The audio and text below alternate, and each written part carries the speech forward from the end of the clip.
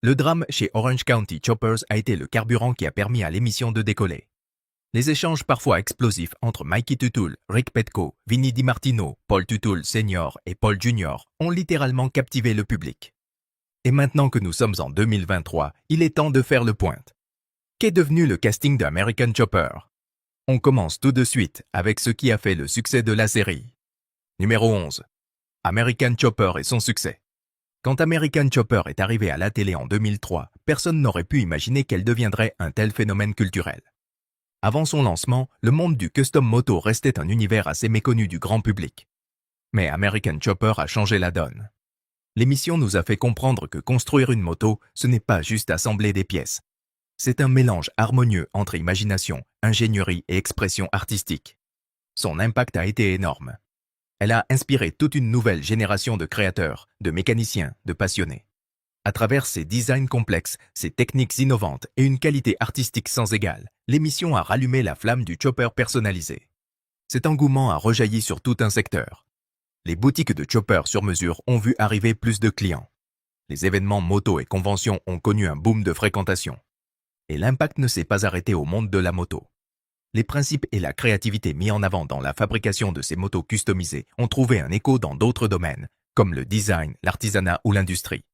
Mais au-delà du côté technique, American Chopper a su toucher les gens par son histoire humaine. On y découvrait les coulisses d'une entreprise familiale, avec ses rêves, ses tensions, ses conflits. Cette dynamique universelle, entre tradition et innovation, entre père et fils, donnait à l'émission une vraie profondeur émotionnelle.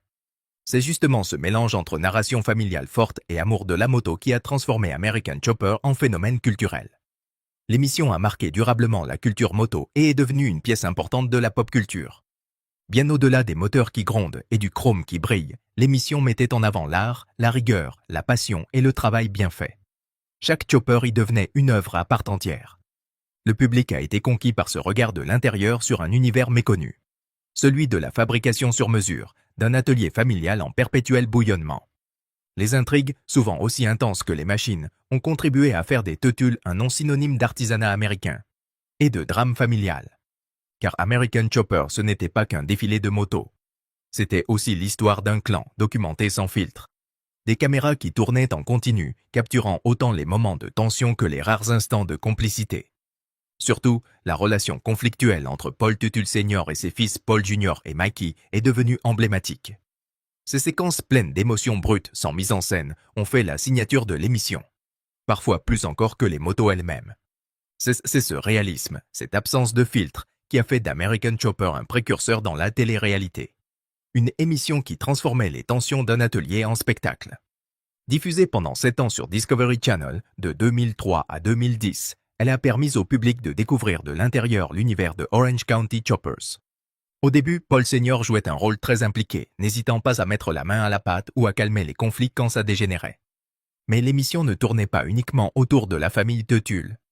Plusieurs employés de l'atelier sont eux aussi devenus des figures adorées des fans. Alors maintenant que la série s'est arrêtée, une question reste. Qu'est devenu tout ce petit monde? Découvrons ensemble où en sont les anciens de American Chopper, en commençant par le fondateur emblématique de l'atelier. Numéro 10. Paul Tutul Sr. Après la fin d'American Chopper, Paul Tutul Sr. n'a pas voulu tourner la page. Bien au contraire, il s'est lancé dans une nouvelle aventure pour garder l'esprit de l'émission vivant. Son objectif: maintenir une boutique active, entourée d'une nouvelle équipe. Mais les choses ne se sont pas déroulées comme prévu.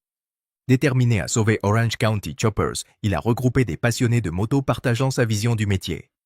Et en 2018, au milieu d'une vague de reboot télé, American Chopper a fait son retour. De nouveaux épisodes ont été tournés. Mais très vite, le projet a rencontré des problèmes juridiques. Et dès 2017, Paul Sr. s'est retrouvé plongé dans une bataille légale. Duel. Fin 2020, il annonce un grand changement. Le siège de Orange County Choppers, jusque-là basé à New York, déménage en Floride. Un nouveau départ, dans un état plus ensoleillé, avec l'idée d'ouvrir d'autres horizons dans le business moto. En parallèle, Paul voulait aussi lancer une nouvelle émission. Orange County Choppers, Made in America. Mais là encore, de nombreux obstacles ont ralenti le projet, surtout d'ordre financier. Sans les moyens nécessaires, Paul ne pouvait pas concrétiser son idée. Jusqu'à ce qu'un investisseur, Thomas Derbyshire, accepte d'y mettre des fonds. Mais très vite, les choses dérapent. Au lieu d'utiliser l'argent pour produire l'émission, Paul aurait dépensé une partie des fonds pour ses propres loisirs, notamment des sorties pêche. Résultat, des retards, des tensions et un investisseur furieux. En avril 2017, Derbyshire porte plainte pour fraude, accusant Paul d'avoir mal utilisé les investissements. Et les choses empirent encore quand Paul tente de renégocier l'accord de propriété, passant d'un partage 50 et 1 sur 49 à une division égalitaire 50 sur 50. Le verdict tombe. Paul perd le procès et le projet d'émission s'arrête net, sans jamais dépasser le stade de la planification. Pour alléger ses difficultés financières, il décide alors de vendre sa luxueuse propriété de New York. Un terrain de près de 16 hectares, situé à Montgomery, d'abord mis en vente pour 2,9 millions de dollars. Mais sans acheteur, il baisse progressivement le prix, jusqu'à 1,6 million de dollars en 2019. Aujourd'hui, Paul Senior travaille main dans la main avec Keith Overton, un entrepreneur dans le secteur du tourisme et lui-même passionné de moto. Ensemble, ils relancent Orange County Choppers avec l'ambition de redonner vie à cette marque mythique. Malgré les épreuves, les dettes et les différends, Paul n'a pas dit son dernier mot. Et ce partenariat pourrait bien marquer le début d'un tout nouveau chapitre. Numéro 9. Paul Tuttle Jr. Le parcours de Paul Tuttle Jr. dans le travail du métal a commencé très tôt, à l'âge de 12 ans. Et au fil des années, son savoir-faire n'a jamais faibli. Même s'il possédait 20% des parts de l'entreprise de son père, qu'ils avaient fondée ensemble en 1999, cela ne l'a pas empêché d'en être évincé. Par son propre père. Après avoir quitté Orange County Iron Works, où il dirigeait l'atelier ferroviaire, Paul Jr. a décidé d'ouvrir sa propre boutique à New York, entrant ainsi en concurrence directe avec l'entreprise familiale. Et avec cette nouvelle indépendance est venue une plus grande liberté créative. Libéré des tensions familiales, il a pu donner libre cours à son sens artistique. Ses designs ont attiré l'attention et très vite, il a s'est étendu son univers à la mode et au branding personnel. Il travaille même avec des clients prestigieux, dont le géant du jeu vidéo Blizzard Entertainment, preuve du succès qu'il connaît aujourd'hui. Le parcours de Paul Jr. est aussi marqué par sa capacité à diriger une équipe. Il s'est montré impliqué, rigoureux et bosseur. Des qualités qui lui ont permis de construire quelque chose de solide. Aujourd'hui, son patrimoine est estimé à environ 2 millions de dollars, ce qui dépasse même celui de son père. Dire qu'il a réussi serait presque un euphémisme. Tandis que Paul Senior affronte des difficultés financières, Paul Jr. profite d'un épanouissement professionnel remarquable. Il a même lancé un projet tourné vers l'histoire. Une initiative qui permet aux passionnés de redécouvrir les motos de la série, celles qu'ils ont vues naître épisode après épisode. Une sorte de voyage dans le temps, mais aussi une manière de se reconnecter à ces machines emblématiques qui ont marqué l'univers d'American Chopper. Numéro 8. Mikey Tuttle. Alors que les autres membres de la famille Tuttle ont chacun connu leur part de succès, Mikey, le Benjamin, semble avoir eu un parcours un peu plus chaotique. Dans l'émission, Mikey jouait pourtant un rôle essentiel pour maintenir un semblant de paix, autant dans la famille que dans l'atelier. À ses débuts chez Orange County Choppers, il se voyait confier des tâches simples, passer des appels, nettoyer, aider à droite à gauche. C'est à cette période qu'il a construit avec Vinny le fameux Mikey et Vinny Bike. Avec sa personnalité chaleureuse et attachante, Mikey est vite devenu un des chouchous du public. Il servait souvent de médiateur entre senior et junior. Mais en 2012, il a choisi de s'éloigner de la série. Son objectif ? Retrouver un peu de paix intérieure et surtout, essayer de réparer sa relation avec son père. Car Mikey ne se limite pas à l'univers de l'atelier, il est aussi artiste dans l'âme. Il a d'ailleurs ouvert une galerie d'art pour explorer sa fibre créative et exposer ses œuvres, notamment des panoramas. Même si la galerie a fermé ses portes en 2014, il a continué son aventure artistique. En 2016, il a lancé une web-série intitulée Wandering avec l'aide de Jason Paul, un autre membre de l'équipe. Cette série visait à sensibiliser sur le problème des sans-abri à New York. Mais au lieu du succès espéré, le projet a engendré de nouveaux problèmes juridiques. En 2019, la famille Gunnell a intenté un procès contre Mikey, accusant sa société d'avoir utilisé les œuvres de Scott Gunnell sans autorisation et sans lui verser les droits d'auteur dus. Le tribunal a donné raison à Gunnell. Mickey a été condamné à lui verser plus de 200 000 $ de dommages et intérêts. Et ce n'est pas tout. Mickey a aussi lutté contre une addiction à l'alcool qui a détérioré ses relations familiales et entraîné son exclusion de l'entreprise. Mais il n'est pas resté là. Il a pris les choses en main, est entré en cure de désintoxication et a fini par se réconcilier avec ses proches. Plus tard, il est revenu dans le monde professionnel, en tant que directeur général adjoint chez Orange County Choppers. Puis il a changé de voie en lançant une entreprise baptisée FARQ LLC, spécialisée dans les sauces pour pâtes. Certes, Mikey a eu son lot de galères, y compris sur le plan légal. Mais malgré tout, financièrement, il semble aujourd'hui s'en sortir plutôt bien. Numéro 7. Vincent DiMartino.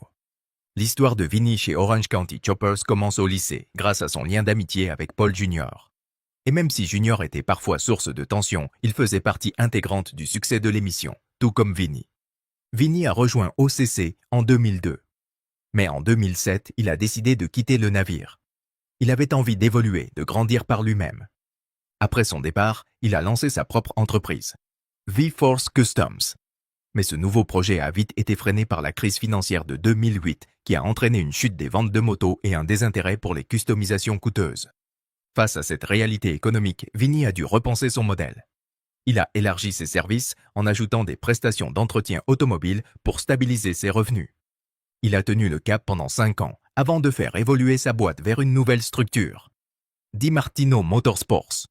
Pendant les premières saisons de la série, Vincent DiMartino s'était imposé comme un élément clé de l'équipe, avec un professionnalisme et une éthique de travail qui forçaient le respect.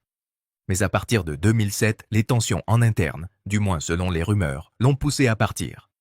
Il a ensuite collaboré avec Cody Connelly, un autre ancien d'American Chopper, pour cofonder V-Force Customs.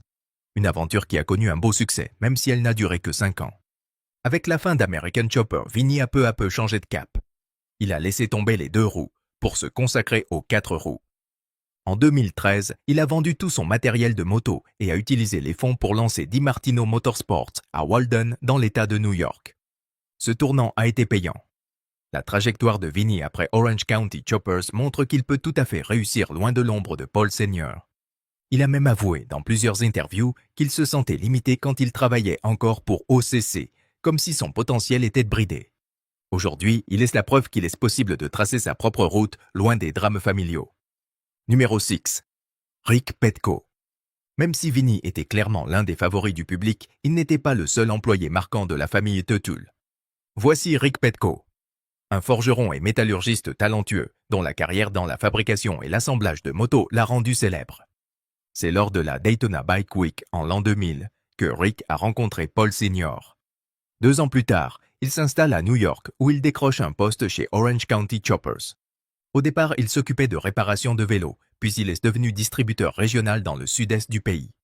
Petit à petit, il a gagné sa place à l'écran, apparaissant régulièrement dans l'émission et s'est imposé comme un membre à part entière de la famille OCC. Rick est aussi un père de famille très investi. Il a 2 filles et à l'époque, il faisait chaque jour un trajet de 90 minutes pour rentrer les voir. Mais rapidement, il comprend qu'il doit faire un changement. Il accepte alors un nouveau poste. Chef d'atelier chez Pocono Mountain Harley-Davidson à Stroudsburg, en Pennsylvanie.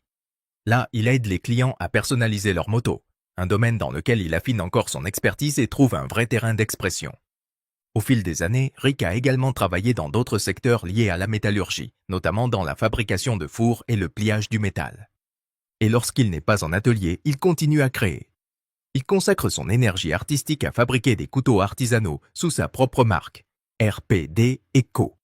Dans sa petite entreprise installée chez lui, il conçoit et vend toutes sortes d'objets métalliques, notamment des couteaux de cuisine haut de gamme reconnus pour leur qualité exceptionnelle.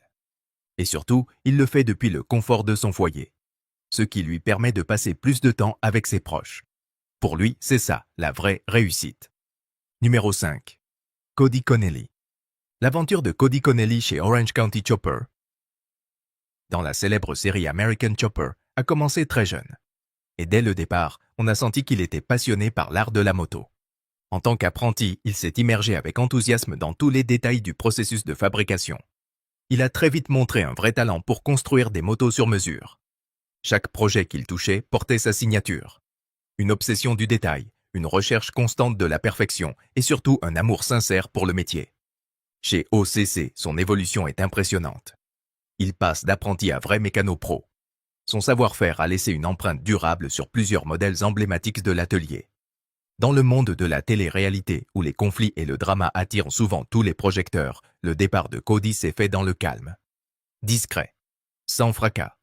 Beaucoup de fans se sont alors demandé pourquoi il avait quitté l'émission. Et ce qu'il allait devenir ensuite. Mais en coulisses, Cody n'a jamais lâché sa passion. Il s'est associé à Vinny DiMartino pour fonder V-Force Customs, dont on a déjà parlé plus tôt. Un duo basé sur le respect mutuel et une passion commune pour la moto. Leur complémentarité a donné lieu à une collaboration fructueuse. En combinant leur expérience, ils ont rapidement fait connaître leur atelier dans le monde du custom. Le style de Cody précis, appliqué, se reconnaissait dans chaque moto sortie de leur garage. Et ce n'est pas tout.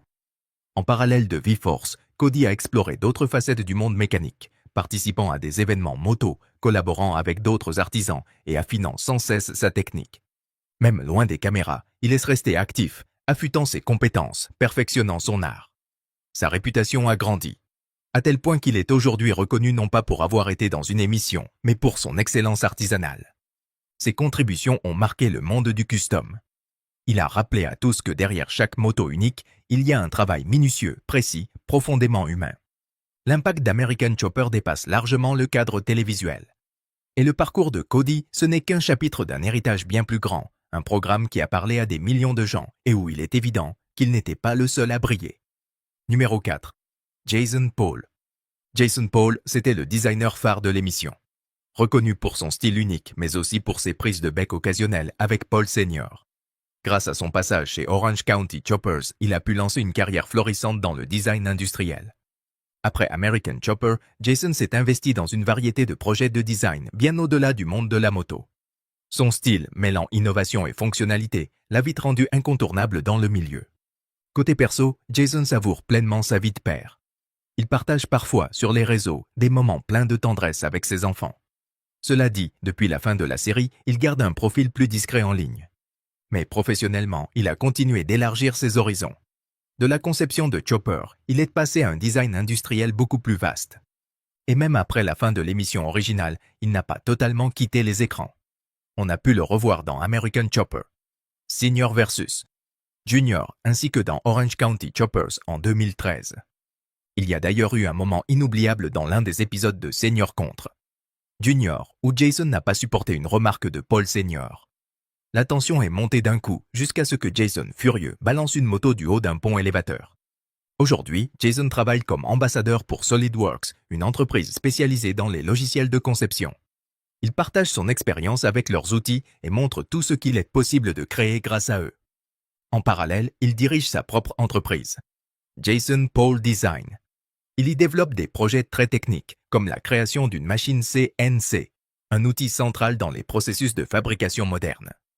Et malgré son agenda bien rempli, il continue à consacrer du temps à sa famille, entre sa femme et ses enfants. Mais le chemin de Jason avant OCC était déjà bien particulier. Contrairement à ce que l'on pourrait croire, il ne s'est pas lancé tout de suite dans la moto. Avant cela, il avait d'autres rêves. Il a d'abord servi dans le Marine Corps des États-Unis.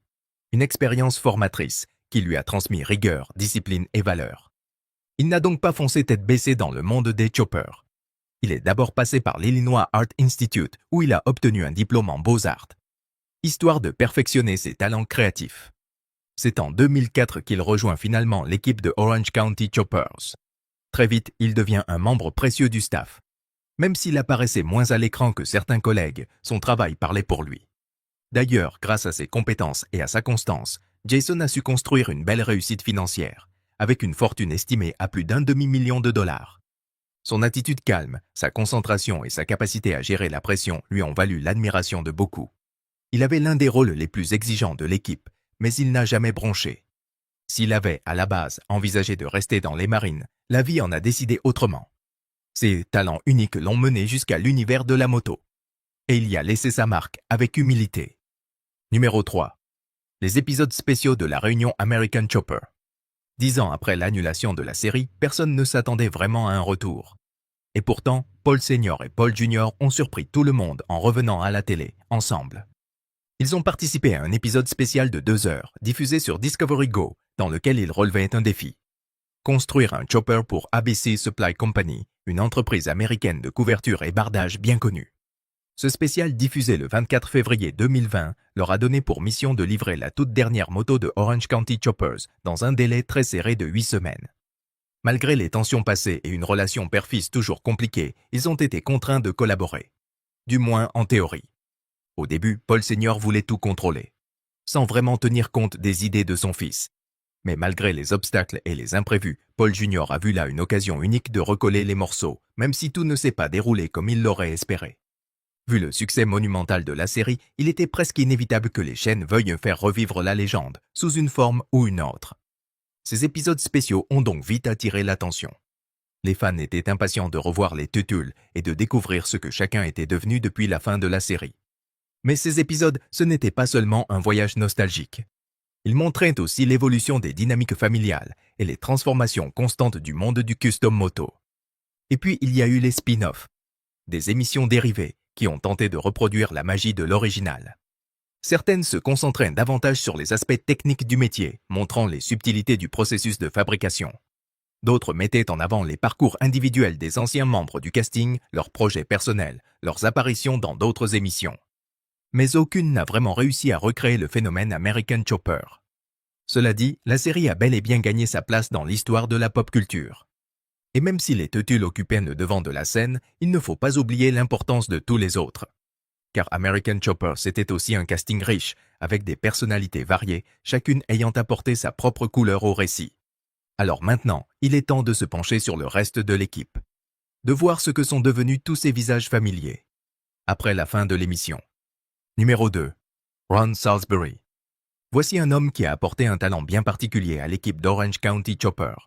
Ron Salisbury, expert en systèmes électriques, grâce à qui chaque chopper n'était pas seulement une œuvre d'art, mais une vraie machine fonctionnelle, performante et fiable. Après la fin de l'émission, Ron a continué sur sa lancée. Il s'est tourné vers le domaine de l'électronique automobile, où ses compétences ont été très recherchées. Il a participé à de nombreux projets sur mesure et s'est imposé comme une référence dans le secteur. Mais Ron, ce n'est pas que du boulot. C'est aussi un grand voyageur dans l'âme. Il a parcouru le monde, appareil photo à la main, immortalisant ses aventures et les partageant ensuite avec sa communauté sur les réseaux sociaux. Numéro 1. Jim Pratt. Après le départ de Jason Paul, c'est Jim Pratt qui a repris la narration d'American Chopper entre 2007 et 2012.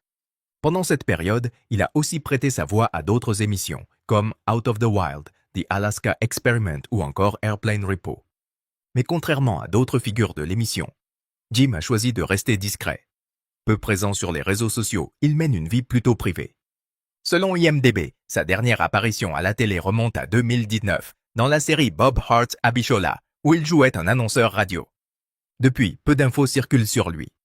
Mais il semble toujours actif dans le milieu. Tranquille, loin des projecteurs. Et voilà. Voilà ce que sont devenus les membres de American Chopper, cette émission culte qui a marqué toute une génération. Bien plus qu'une simple série sur les motos, c'était un vrai voyage humain, technique et émotionnel. Des histoires de passion, de conflits, de réconciliation, de créativité, de chute et de renaissance. Si vous avez aimé cette plongée dans l'univers de American Chopper, n'hésitez pas à liker la vidéo, à laisser un commentaire avec votre personnage préféré et surtout à vous abonner pour ne rien rater des prochaines histoires. Merci d'avoir regardé. Et à très bientôt.